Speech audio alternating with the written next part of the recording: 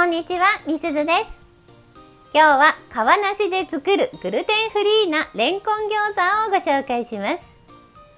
薄切りにしたお野菜を餃子の皮代わりに使用していく野菜餃子です。今回はレンコンを使用しますが、レンコンの代わりにナスや大根などでも同じように作れますよ。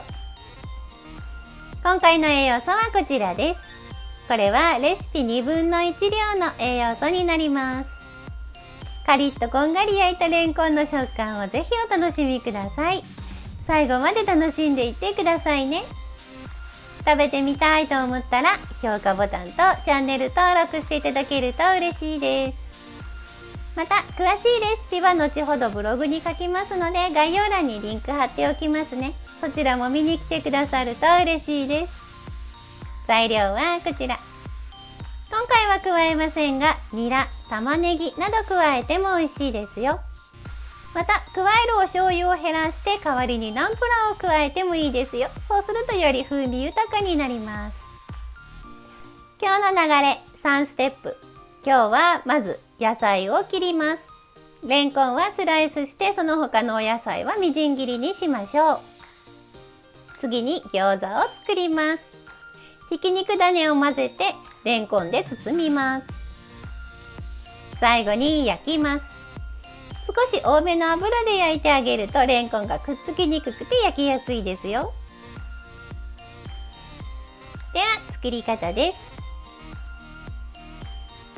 まずはレンコンをスライスしましょう。レンコンは皮ごとしっかりたわしで洗って皮を剥きます。今回は 80g 使用したいのですが、スライサーでスライスするためちょっと大きめにレンコンがあった方が手で持ってゴリゴリスライスしやすいです。なのでこれは 300g 用意しています。先が少し細くなっているので、その部分をカットして太い部分から使用していきます。ボウルにスライサーをセットしてゴリゴリとスライスしていきます。この時レンコンを縦横向きをちょっと変えてスライスしてもらうと、どちらかスライスしやすい方向があるので、その方向でスライスしてあげるといいですよ。また多めにスライスしておいてもらって、出来上がりの中から形が欠けてるものを跳ねて綺麗な丸い状態のものだけを使用していきます。お水を何度か変えて濁らなくなるまで洗いましょう。ここでアク抜きをしていきます。水が濁らなくなったら中にお酢を加えてしばらく置きます。これは梅酢を使用していますが、お好きなお酢で OK です。5分から10分ほど置きましょう。この間にひき肉種に加えるお野菜を細かく刻んでいきます。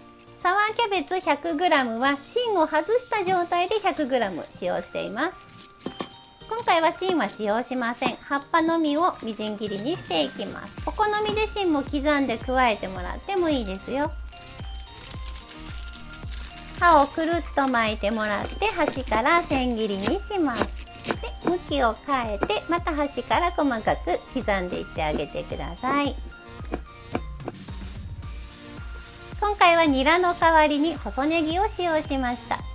細ネギ5本 40g ほどです。根元を切り落としてこちらも小口切りにします。ニラや玉ねぎを加える場合も同じようにみじん切りにしてあげてください。はい、すべて切れました。ではこちらのお野菜にお塩を振っていきましょう。ボウルに移動して塩を1つまみ程度加えます。生のままのお野菜だと焼いてる時に水分が出てくるので、ここでお水を出しておきましょう。ざっとお塩を絡めて揉み込んでもらったらキッチンペーパーで絞ります。ざるに厚手のキッチンペーパーをのせて、その中にお野菜を詰めてあげてください。薄いキッチンペーパーだと絞る時に破れがちなので、分厚いものがいいですよ。ぎゅーっと絞ってお水を出しておきましょう。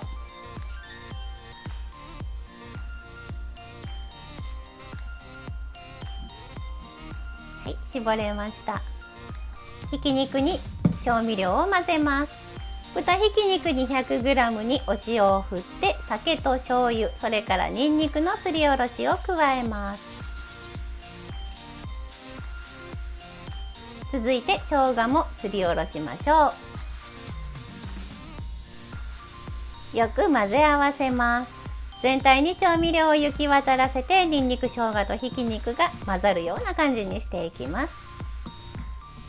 混ざったところでお野菜も加えて、さらにざっくり混ぜましょう。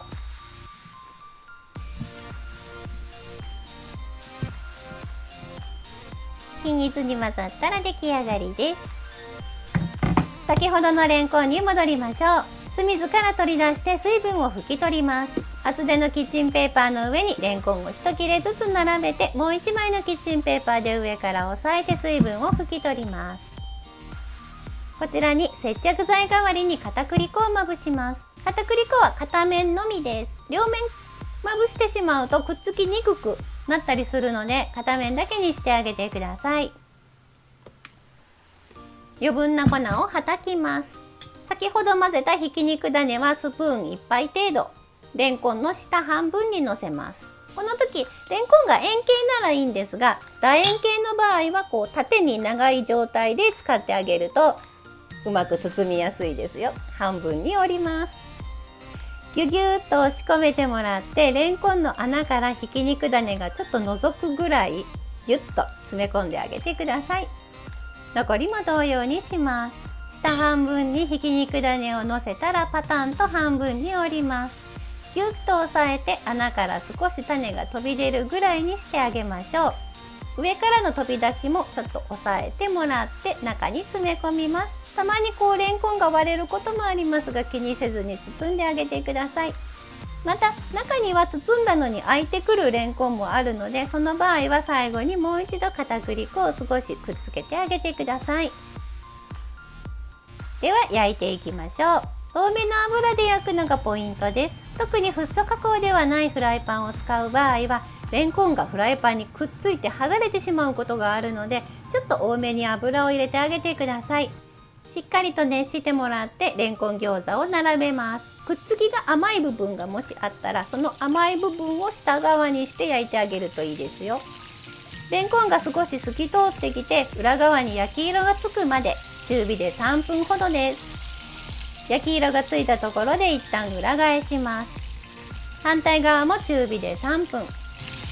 焼き色がついてひき肉に火が通ったら取り出します。レンコン餃子一度に全部は焼けないので、焼けたものから取り出して残りも同様に焼いていってあげてください。中火で3分焼いて焼き色がついたら裏返します。裏も3分焼いてこんがり焼けたら取り出しましょう。とっても美味しそうに出来上がりました。器に盛りましょう。付け合わせは千切りキャベツと紫キャベツにくるくる巻いたきゅうりとプチトマトを添えています。これで完成です。最後まで見てくださりありがとうございました。今日は餃子の皮は不要、グルテンフリーなレンコン餃子をご紹介しました。今回はタレ何もつけずにそのまま食べていますが、お好みで酢醤油をつけたりケチャップをつけたりしてもらっても美味しいですよ。また詳しいレシピは後ほどブログに書きますので、そちらも見に来てくださると嬉しいです。食べてみたいと思ったら評価ボタンとチャンネル登録していただけると嬉しいです。ではこの後も素敵な一日をお過ごしください。また次回の動画でお会いしましょう。ではまた。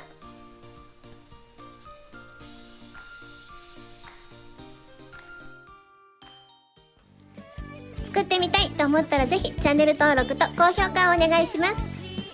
このチャンネルはお砂糖みりんなしレシピを載せています。詳しいレシピはすべてブログに書いてあります。また見に来てくださると嬉しいです。Twitter、Instagram、TikTok なんかもやってます。こちらもぜひ覗いてみてね。それではまた。